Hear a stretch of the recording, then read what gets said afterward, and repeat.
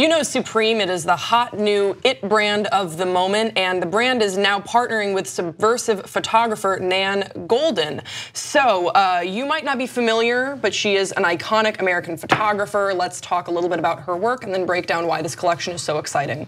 Nan Goldin created provocative images of New York's nightlife in the 1970s and 80s, documenting her lovers and friends throughout the AIDS epidemic. She explored gender, sexuality, love, loss, hope, and death. In her 700 photographs strong, the Ballad of Sexual Dependency, now considered her greatest piece of work. A spokesperson for Supreme said in a press release, "It comes from an era where the subjects she documented were taboo by society's standards. To do this project with Nan Goldin is to celebrate the diversity her work represents and expose young people to it." So the collection will feature jackets, sweatshirts, t-shirts, and of course there will be skateboards as well. So I drive by Fairfax on my way to work, and I better see you kids lining up to get this, okay? That's all I'm gonna say about that. This collection looks so cool. So that is Nan Goldin in the leather, in the black leather. And then to the right of her, that is transsexual performer Kim. And then those are two drag queens, Misty and Jimmy Paulette. On that yellow sweatshirt, you can see that right there. She has commented saying, "A lot of people feel like someone else, but are only brave enough to dress up for Halloween. My friends were pioneers. They paved the way for LGBT communities of today." These are pictures from her famous art exhibit, The Ballad of Sexual Dependency. Yeah, I don't need to tell you how I feel about this. I am very excited about this collection. And Amir and I were talking before we came into this story, just that I was familiar with the photographs, but I was actually not familiar with the photographer. So she was really the one photographer that brought to life this specific type of photography. And if you look at those pictures, even if you haven't recognized it, you can recognize the style where it's in. And you see it actually a lot today.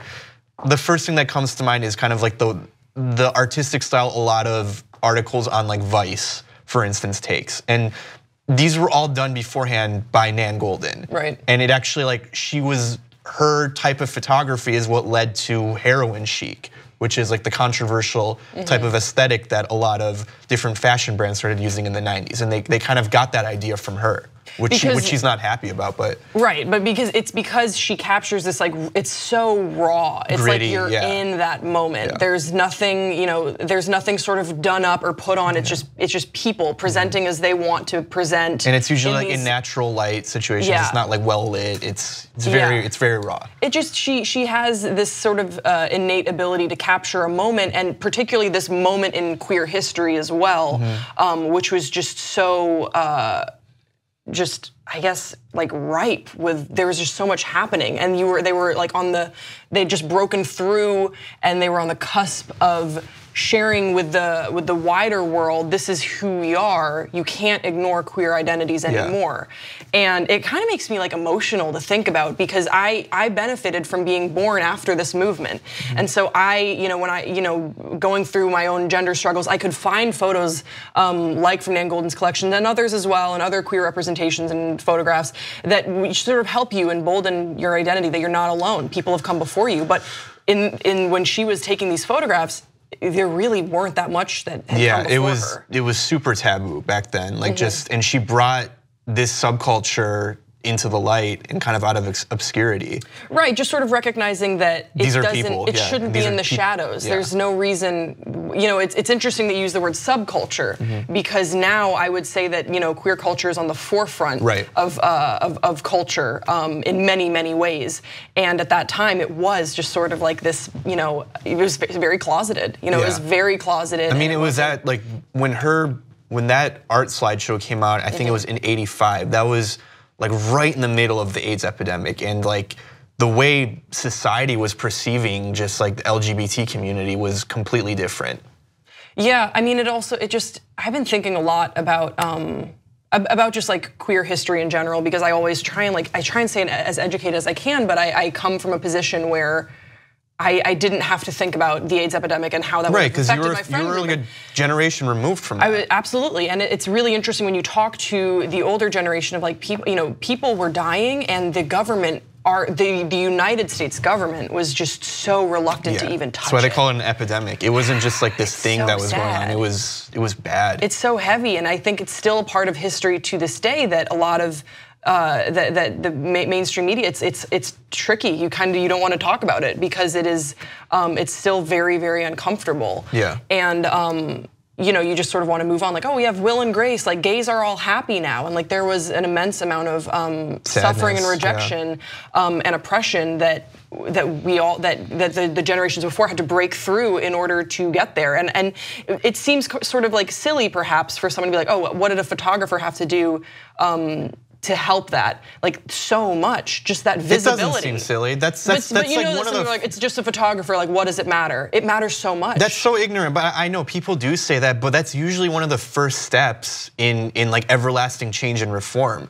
It's like someone that's not really a part of that community going in there and exposing it and kind of bringing light to it. So Supreme using her photographs for their new collection, what do you think the response is going to be? I think so far it's really good. And for instance, like I'm a person that didn't know anything about like Nan Goldin or any of her photographs, or like I knew of these kinds of photographs, but I didn't know the history. And by looking at these headlines about this, I'm like, oh, that's interesting. And then going and reading about Nan Goldin, her work, and then in turn the Stonewall riots, like I learned so much, and that's a positive. Yeah, it is. It's a nice rabbit hole to go down, and perhaps that's something that Supreme was trying to cultivate. I think it probably was. Yeah. I was really surprised about this because I don't really love.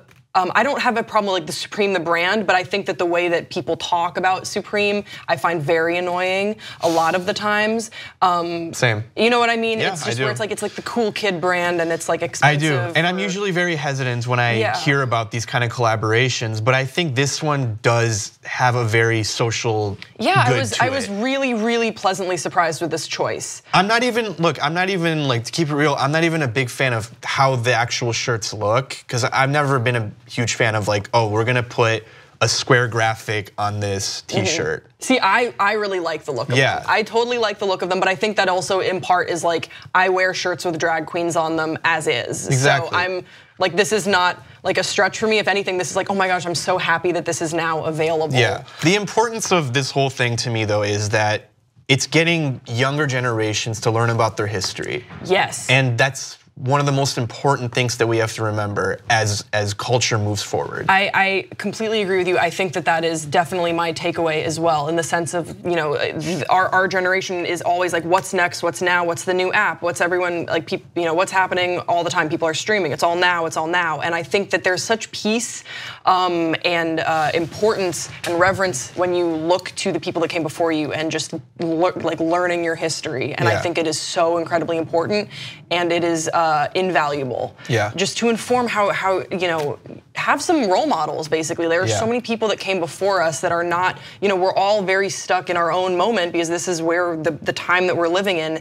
And for me, I just get so much peace when I look to people way in the past and just remember, like, no one's gonna remember your name in 100 years, sort of thing. Like, just try and. I mean, you were even saying it before that, like, you want to know more about your history. Yeah, thank God, thank goodness. Yeah, because you think about all these things that you do have right now and the way things are, and maybe you take it for granted, but then you reach a point you're like, okay, I have to remember why we are here in the first place. How did we get here is absolutely important.